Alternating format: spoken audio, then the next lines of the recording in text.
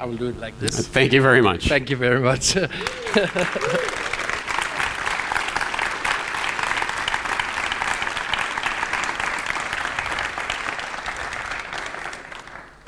We most probably have some questions, and Carol have a mic which function, I hope. That would help.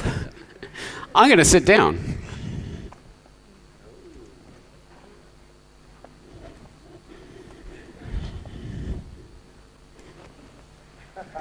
Oh, sorry. A little too casual.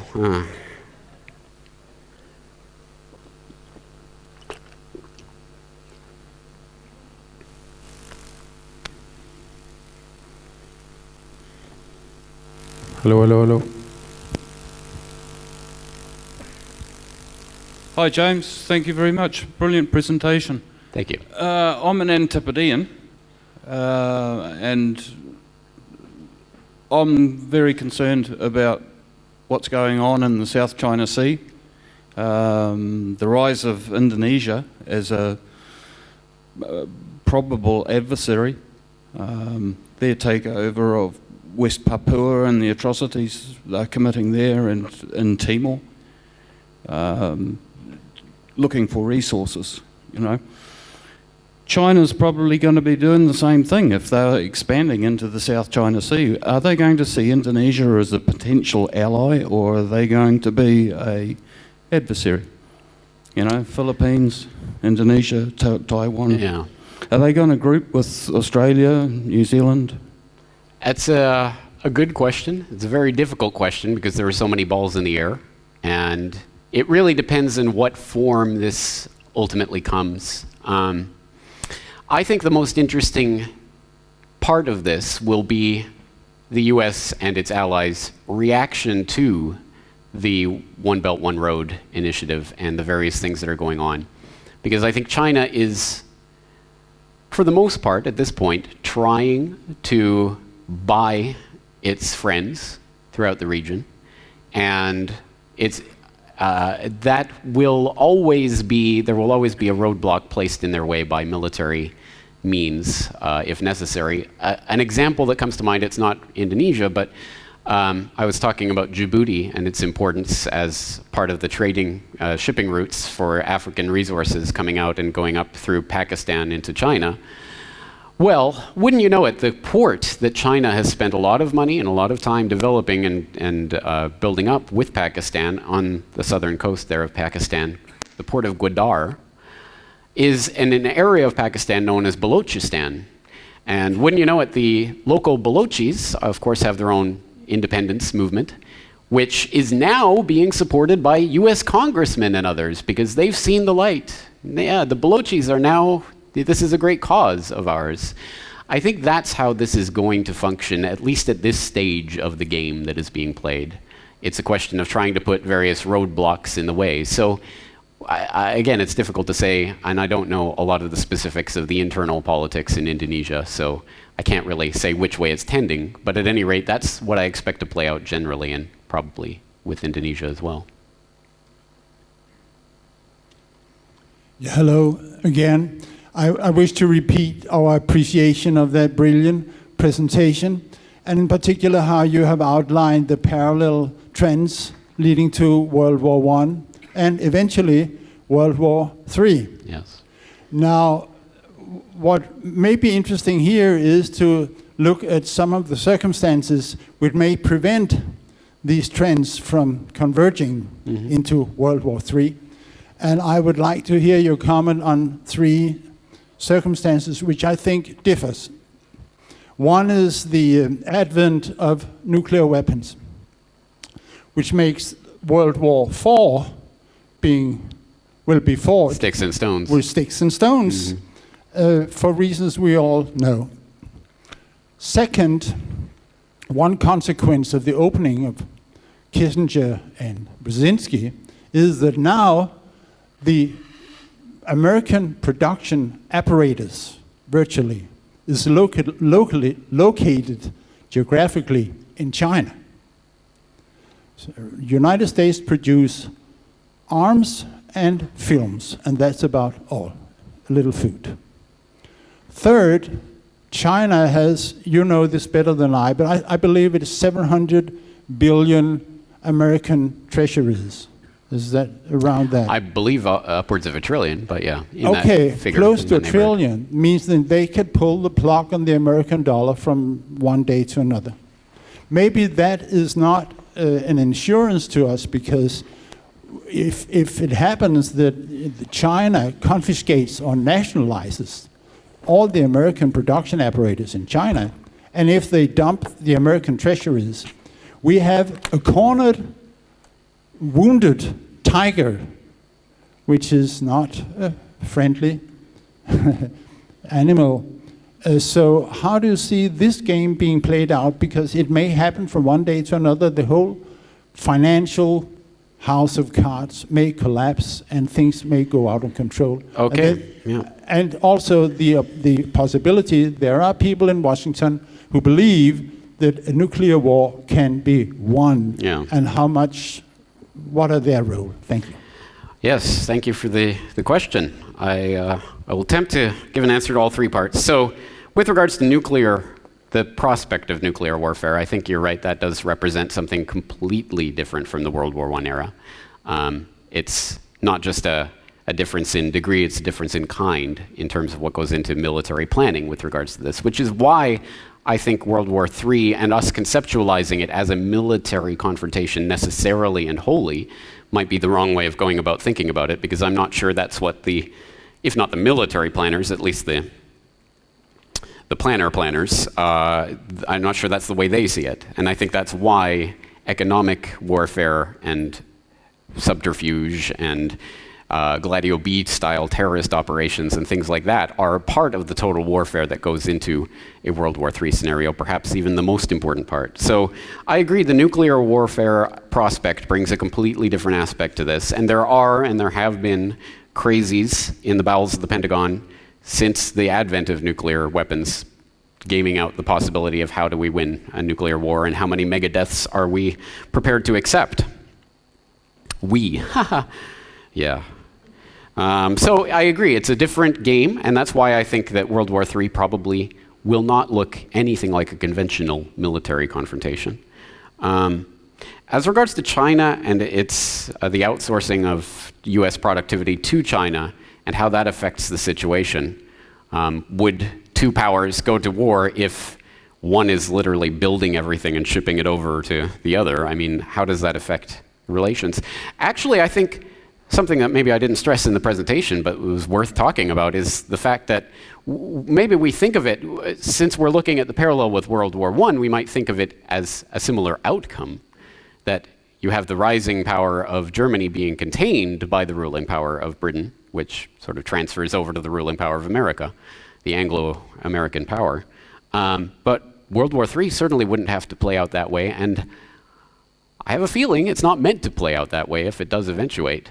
Soros and others have literally referred to China as the engine of the New World Order. Rockefeller, of course, did his ode to Mao in the 1970s in the New York Times on his death, talking about the grand social experiment that Mao brought in. Even if America fought this war and won the war in a military sense, it's not clear to me that America would mean what most people believe it to mean at that point anyway. It will be some sort of merger of these systems with some sort of authoritarian control. But perhaps America isn't meant to win this war at all. Clearly, we are being positioned for the switchover of the US dollar as a world reserve currency. So I think that's in the cards. And I think, again, it's maybe our detriment that we think of these people as being part of a nation state, that a Rockefeller or a Rothschild or whatever has some allegiance to these nation states that they are currently inhabiting. I certainly don't see it that way. And I think that the powers that shouldn't be in America have more in common with the powers that shouldn't be in China and elsewhere than they do with you or I. So I don't think they have any allegiance to America. I don't think they're invested in the idea of America winning a third world war. With regards to dumping of treasuries, China has been, I mean, if we want to look at it in the 2D perspective, just the sort of pieces as they're presented, China has been put in the position of essentially funding the Iraq and Afghan wars. They have accrued this incredible trade surplus and these incredible US dollar reserves, these incredible treasury holdings, which is essentially subsidizing the American empire in its military conquest around the world. And the US keeps printing out these debt notes and saying, haha, take this, take this, take this, you gotta take it. And that's obviously why the Shanghai Gold Exchange and the Shanghai Energy Exchange and these alternative systems are being created. And that's why I think that the dumping of the treasuries, the nuclear option, I don't think that's realistic from any perspective. For China, it would be suicide. If they did it now, if they did it a few years ago even, when people were talking about this quite a bit, it would just be suicide economically. China is still too embedded in the system. I think the point is to build these alternatives and to gradually get out of the system, or at least that's what you would think the point would be. But as I detail in my work on China, the engineered World War III scenario, it's interesting to me that all of these alternatives that are being constructed all seem to feed back in through the back door to the existing international institutions. One example being the BRICS New Development Bank, which was heavily touted, and every mainstream headline said at the time, this is the rival to the IMF and the World Bank. And then when it's actually set up, of course, some of the very same executives who sit on the board of the IMF are running the bank. That's odd. Or China. There was a lot of ballyhoo a few years ago. China is setting up its alternative to the SWIFT network. The SWIFT network is the banking transaction network that sends bank transactions internationally. It's extremely important for the banks to be able to function, basically, do clearing and transactions internationally. And that's why, although the SWIFT network is a neutral organization and blah, blah, blah, but a few years ago, of course, the US said, we don't like Iran, cut Iran out of the SWIFT network. And the SWIFT network said, yes, sir. And they took Iran off the SWIFT network. And suddenly Iran was reduced to phone calls and other things to try to transact business internationally with other banks. It essentially cut them off. So China and Russia look at that and they go, that's a pretty big vulnerability. We should do something about that. So both China and Russia have constructed their versions of an alternative SWIFT network. And a few years ago, it was very much in the financial press anyway, China has constructed their SWIFT alternative. Following up on that, as it starts to develop, a year or two later, it comes out that, yeah, China has now made an agreement with the SWIFT network. So they'll actually use the SWIFT architecture, but they'll kind of rent it out from the SWIFT. So actually, it feeds back in the back door to the SWIFT network. So again, the idea that one idea that we could get is they're creating these alternative structures and they're going to gradually try to step out of them and the US dollar goes down. But at the same time, they're all feeding into the same multinational institutions by the back door, basically. And I don't think there's an alternative that's really being presented to us. Surprise, surprise. I think it's, globalist team A and globalist team B, and they're asking you to pick a side.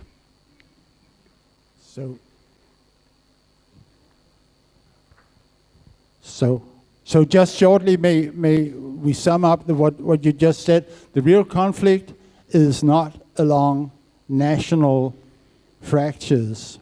This is obsolete, actually, that picture is between top and bottom. Yes, if it ever existed, because even 100, right. 200 years ago, I think the nation-state battles that were taking place were just agreements between royal ruling kakistocracy, who are all cousins anyway. Mm-hmm. I'll send a few million of my people over to die on your soil, you send a few million over on my soil, we'll have a handshake afterwards. I don't think the nation-state idea has ever really applied to the powers that shouldn't be in the way that it applies to most people. Thank you, appreciate it. Thank you. It's sort of connected to the last point. I'm more interested what you think is the specific role of Russia in all that. In my view, they are authentic opponents of this whole New World Order agenda since Putin. There's, for example, the famous talk he gave at the Waldai conference in 2014, which was devoted to this whole subject of a world order. I mean, there's extensive interviews where he comes across as quite authentic in his opposition to the New World Order. And if a kind of non-nuclear war in different levels as you expose them, would really become a serious threat to Russia, there would always be the possibility to defend with nuclear means for Russia. And in terms of the nuclear triad, there's complete parity between Russia and the USA. And some military specialists even say that Russia is far ahead in terms of electronic warfare capabilities and also in terms of missile technology. So in difference to this former situation, if nowadays the sea powers, Great Britain, America, they could be quite confident in former times that they would not get harmed too much. This is a completely different situation now, especially with in view of these abilities of Russia. And the last point, some even say that Russia has defended against this encirclement with military bases by placing so-called mole nuclear warheads along the whole eastern coastline of the United States, which means that just press a button and a huge tsunami wave covers the whole of the Eastern American coastline. So I mean, they would think 5 times before they start a real war with Russia. So how do you place that? All right, well, let's talk about the role of Russia in this. And I think, given recent developments in the past year, perhaps Russia seems even more pertinent to this example than China does. I think in the grander scheme, it's China that is being set up to be the Germany of the 21st century. But Russia has clearly taken the limelight in the past year or 2 years. I think at least, if not primarily, at least to a large degree because of internal politics in the United States. But the idea of Russia as a counterbalance to what's going on, they're against the globalists. Firstly, I think the first order to dissecting that is to look at the idea of Russia and what they think, as if Russia is a monolithic entity. Think of it in terms of whatever, if you're Danish, the Danish government or whatever, people can see the subtleties and the differences and this person over here, and no, that's not the same as this person over there. But when we're looking at a foreign country, it's the country, and they all think the same thing. So from that level of analysis, I would say that there are different cliques and factions within the Russian government. The St. Petersburg clique that Putin is kind of part of, that has its own intentions and designs, that is perhaps warring or conflicting with other members of the government, because the government is not a singular thing. And if you look at Putin's finance minister, for example, or the head of the Russian central bank, they're often at odds. So it is not a singular thing. But Putin himself, is he the crusading anti-globalist who's going to save us from the United States? I think not. I think not because I will never trust an ex-KGB to be the head of a country that's going to steer us into a wonderful world of peace and harmony. Call me cynical. But also, actions do speak louder than words. So what are the actions that we can look to? There are actions that Russia has taken that clearly are against the interests of certain members of the overall ruling hierarchy. I agree, and I see that, and kicking out some of the bankers and their minions and things. But what is Putin positively doing? And what is he involved in? Again, I think with the BRICS, I've written about this extensively. You might want to look at an article I've written about phony opposition, the truth about the BRICS, in which I really do not see BRICS as being a significant roadblock to the globalist agenda. I see it as the necessary other side of the dialectic. You have to have two warring parties. There's the warmongers, NATO, the bad guys, clearly. And then there's the good guys, the good globalists that are going to give us the good globalism. And it's the same fundamental underlying philosophy, because look, for example, at Putin and his promotion, his desire to create the Eurasian Economic Union, the EU, that we don't hear much about because it hasn't done very much yet. But it is specifically consciously modeled on the European Union, with a commission and a council and all of the same bodies. And it's designed that eventually, or the plan is eventually, it's going to create a singular currency in the region, and it's going to start operating like the EU does. It's the Eurasian Economic Union. It involves Russia and some of the Central Asian states. So it's moves like this that make me think, is this really fundamentally opposed to what's going on? Or is it just opposed to certain factions, certain cliques? Yeah, of course there are wars between certain factions and cliques, but I don't think that gets to the heart of the matter, because this is about an ideology. It is about the ideology of collectivism and globalism, the idea that we have to subsume our identity to these larger multinational institutions. And the new world order that the BRICS side is proposing is all about, well, it's a multilateral world order where, you know, China has always been arguing for, we want more representation at the UN and IMF and bodies like this. They're not arguing against those bodies. They say, we want a better seat at that table.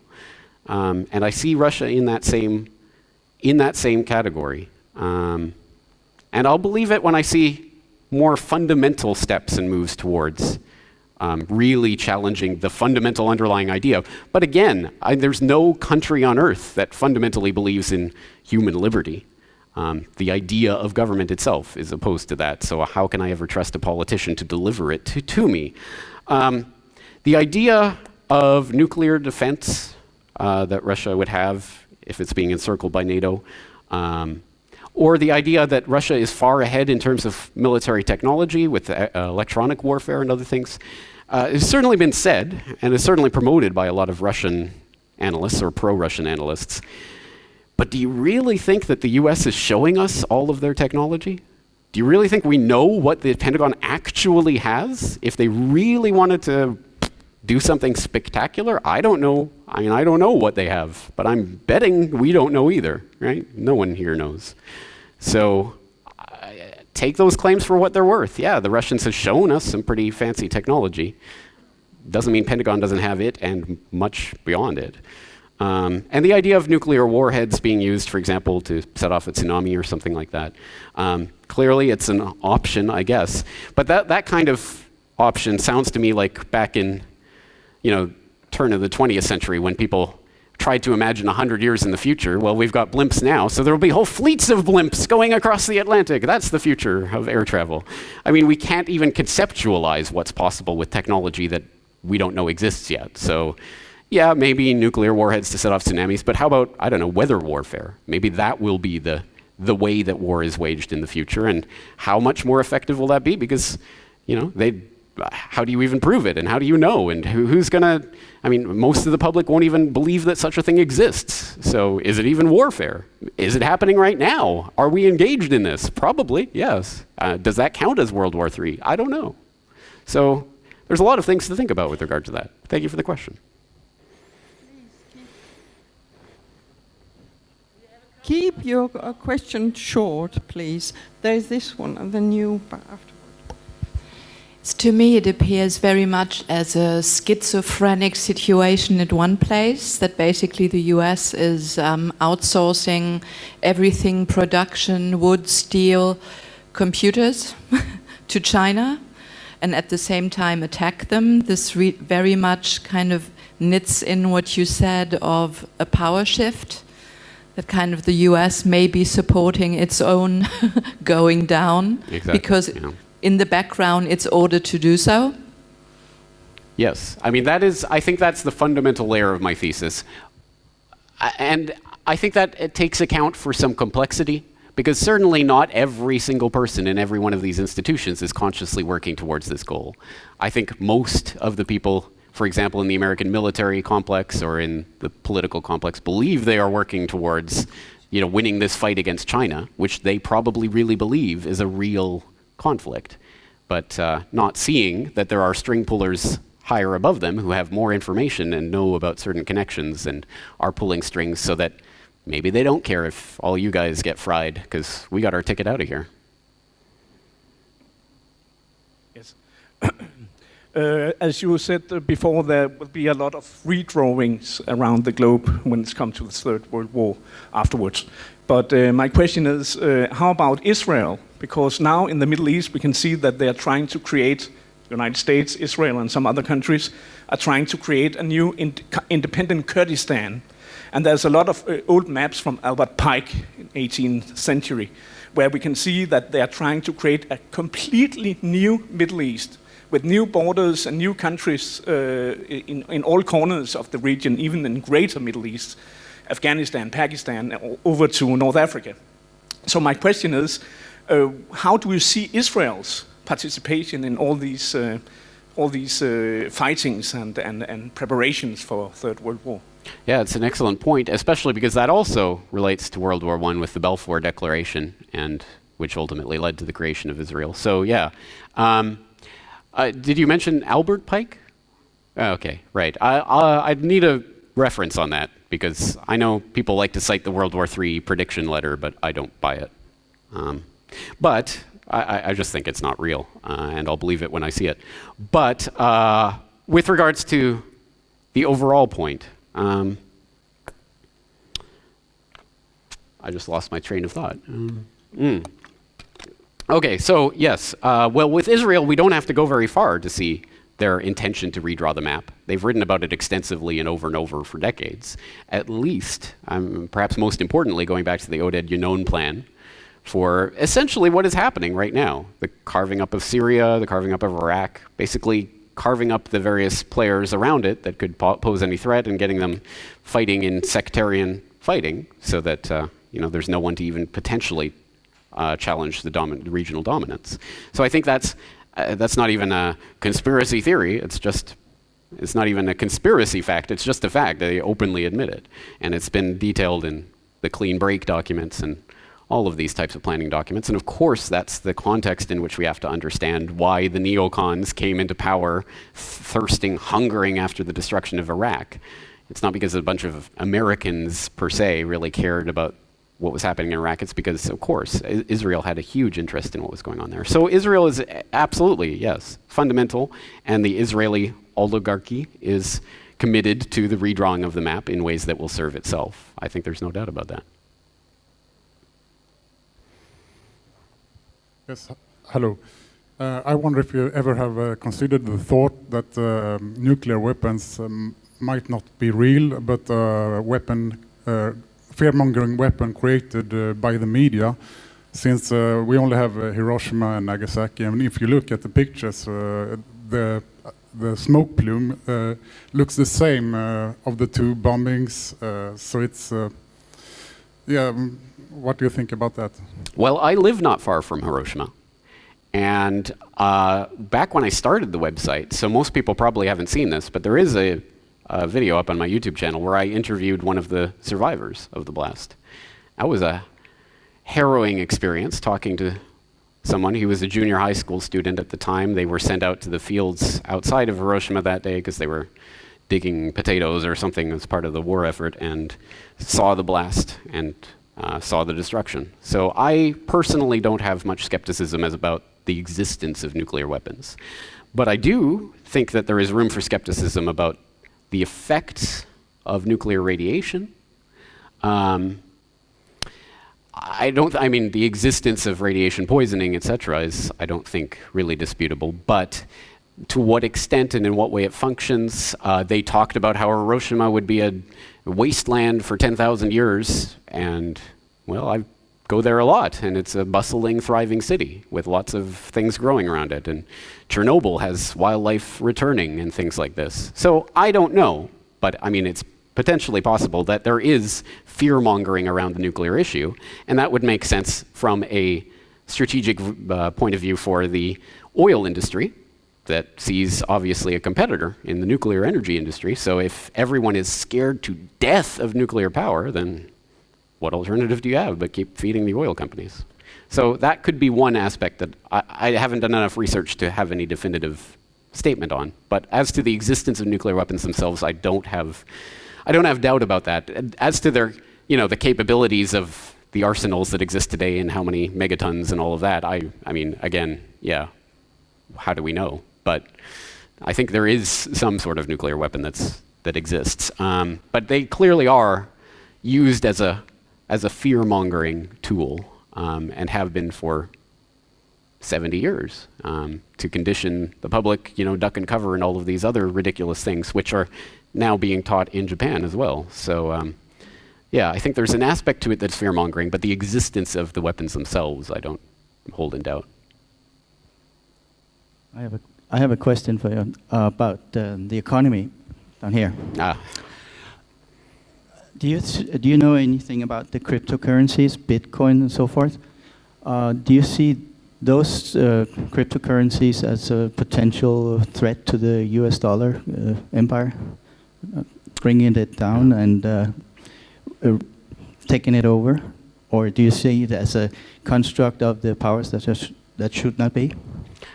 I think that it is a potential threat to central banking itself. It is potentially the elimination of the need for central banks, as if there was ever a need, but even the pretense of a need for central banks, or banks themselves. Through Bitcoin and other technologies that are coming online, peer-to-peer lending and other things, there is the possibility for the complete disintermediation of the entire financial and banking industry as it has existed. Banks are only essentially a function of the fact that we have needed trusted third parties to verify transactions and things of that nature, and to store our wealth, our paper dollars or whatever. But that pretense is gone when you have blockchain technology, distributed ledgers, peer-to-peer technology, where we don't need those trusted third parties anymore. So why do we need banks? Why do we need Visa? Why do we need any of these constructs? Having said that, of course, cryptocurrencies are only valid and useful if they are used in the way they are intended to be used. And I see it, one measure of the PSYOP that's taken place has been to make people believe that blockchain equals Bitcoin. So every time you hear the word blockchain being used in any context, in any way by anyone, it means Bitcoin. And it always comes back to me to the idea of, well, let's just think of it as a currency and try to put it in dollar terms. So I'm not convinced this is a perfect analogy yet, but at any rate, it may be the start of an analogy. If we think of the blockchain ledger technology as a printing press, and then the dollars coming out of that printing press, Bitcoin, was one application of the printing press technology. But you can use a printing press to do a lot of other things. You can print government propaganda. You could print the truth. You could print, toilet paper. You could print all sorts of things with the printing press. Well, with blockchain technology, you can do all sorts of things. And Bitcoin is just one application of that technology in one protocol. Can blockchain technology be used in ways that it's not intended to be used for nefarious purposes or to get people, go chasing down a wrong rabbit hole? Of course, yes. And I'm not committed to Bitcoin per se as a protocol, but I think the possibility of truly, utterly, completely getting rid of banking as an institution is at least theoretically feasible right now. There's one question and then one more, and then it's finished. Is it all right, James? I'll do my best.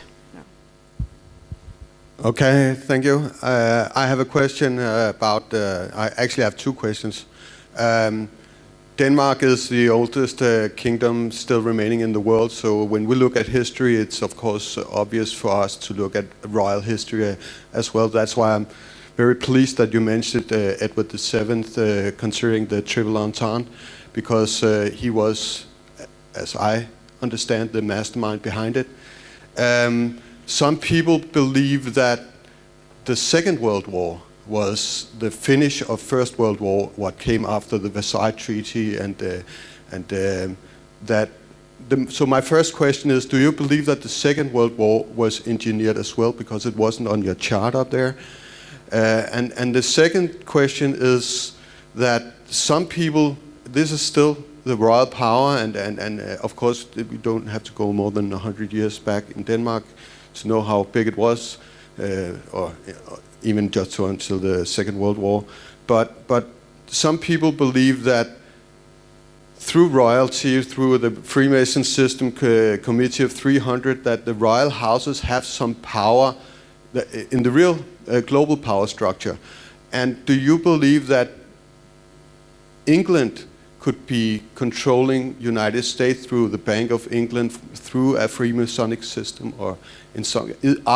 So my question is actually, are the royal houses playing in the global power structure, in your opinion? Yeah, thank you for the question. Good questions. With regards to Edward VII as the mastermind of the Triple Entente, He was certainly the vessel for the creation of that Triple Entente, one that is often excluded from the history. No, it was the Foreign Secretary doing this and that. But clearly, Edward VII was making a bunch of diplomatic maneuvers as he was going around making pleasure visits to various places, and he was instrumental in creating that Triple Entente. But I think we have to understand Edward VII as the vessel for the secret elite, as Jerry Doherty and Jim McGregor call it in Hidden History, that he was in alignment with what they wanted to do, so he was allowed to do it. I'm not convinced he was the mastermind, but he was certainly the vessel for that.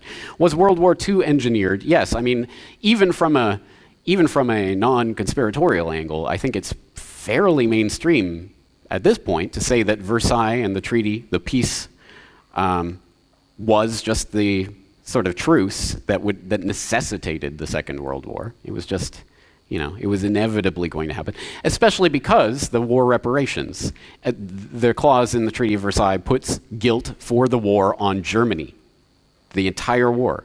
And so reparations, so you got to pay. It was ridiculous. It was outrageous. If they were committed to actual peace, there's no way that would even be a consideration, especially because, again, I think Hidden History and other people in recent years have talked at great length about the British engineering of that conflict in so many different ways. So in that sense, yes, World War II was engineered. I think in other senses as well, World War II was engineered, and with royal participation and collaboration that was going on, as well as business collaboration that was going on, Standard Oil, IG Farben, royal collaboration that was going on with the Nazi regime. There's so much material there, and I've just been revising and reviewing World War I so much that I don't think I'll get into the weeds of that. But I am planning to do a thorough explanation and exploration of World War II and its engineering. Royal power and where the royalty fit on this scheme. This is where it starts to get a lot of conjectural and me talking about things that I don't know, but it looks like. So, who is at the top of the pyramid? Are the royals really that high up, or are there people above them, and who controls what? Well, we know, for example, we know that the Rothschild family, most famously, but other bankers and banking families as well, became wealthy isn't the right word. It's beyond wealth. It's the ability to control money and create money. So I don't know what to call that, but became masters of the economic universe by lending to royalty. So there's some relationship there that royalty at least can't exist without these bankers and can't maintain their control without them. So at least to that extent, royalty cannot be solely the power. There has to be some outside assistance that's going on there. With regards to England kind of controlling the US, the Bank of England controlling the Federal Reserve or something along those lines, I think it's pretty apparent if you study the history of the US. From its founding, I think the British were, I guess you could make the case that they had planned all along that there would be this independence and what have you, but not real independence. Whether or not that was the intention to really incite an independence movement, there clearly was always a design and a plan to maintain English, if not control, at least English, maybe ownership of what was happening in the US. And again, we know this from a direct angle, the formation of the Cecil Rhodes Roundtable, which was geared towards fundamentally the propagation and the expansion of the English power, but of course, they call it the Anglo-American establishment because the Anglo-American establishment, they include America in that as part of the Anglo-Saxon people.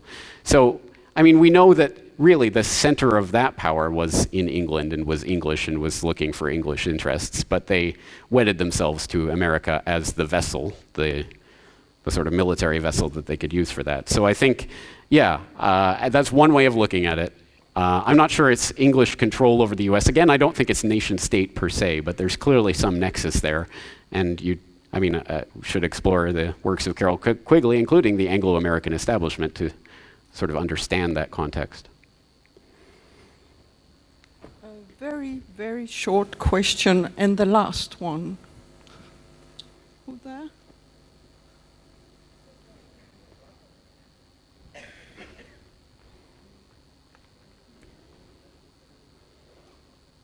Hi. I remember seeing one of your videos earlier, and we were talking about World War II, and I remember you making a statement at one point that Hitler was a Rothschild, or at least a bastard Rothschild.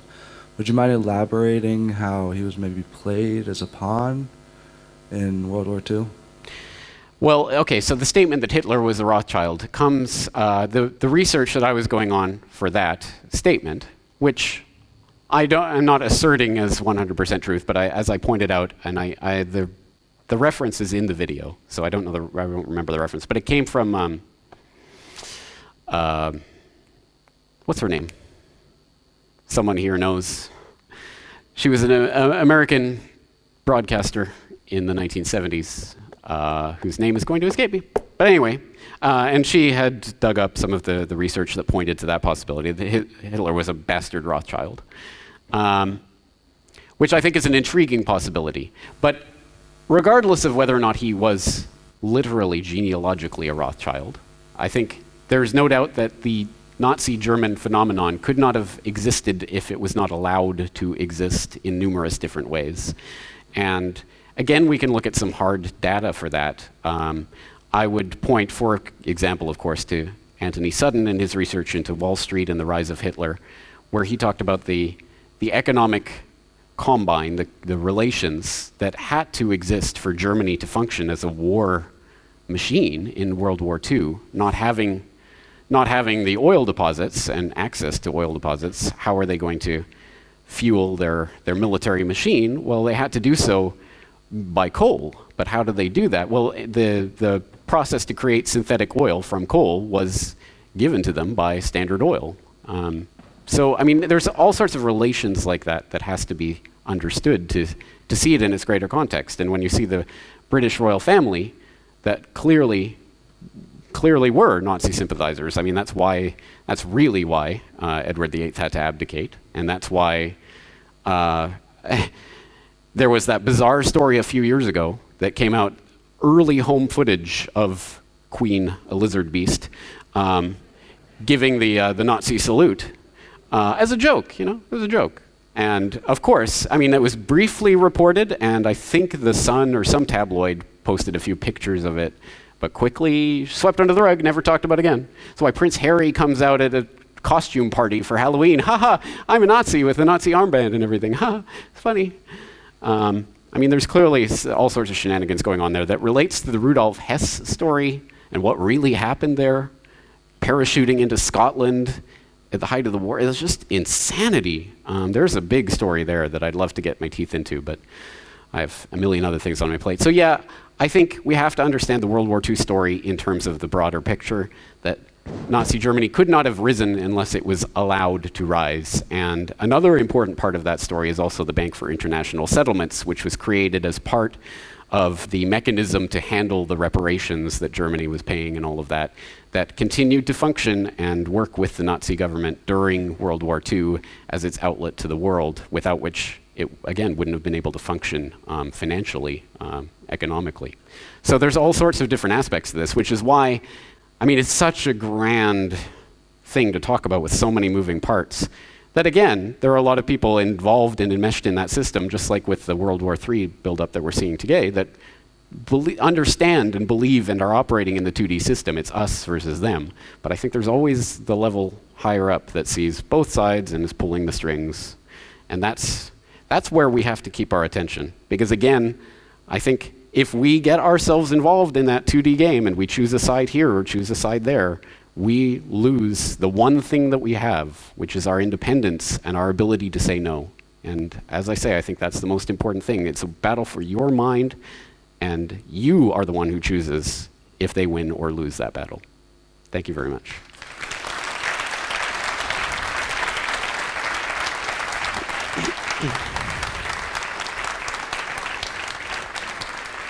Thank you. Thank you very much.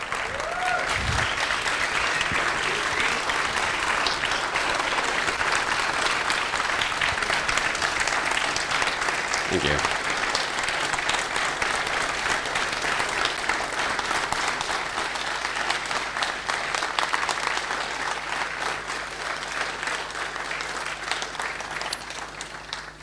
Thank you very much.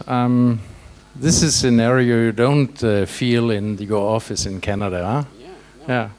So, you know, people love you, man. Yeah. And I love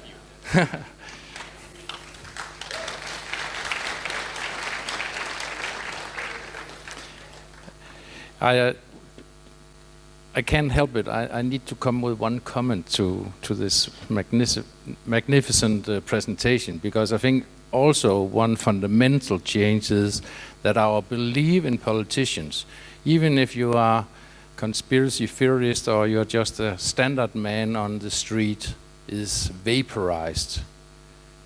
So how would they get us all to fight in a war? Nobody trusts a politician. And maybe we even in this country trust the politician most in the whole world. So yeah, I would say they have to come up with a very good campaign to get us into a uniform. But we will see.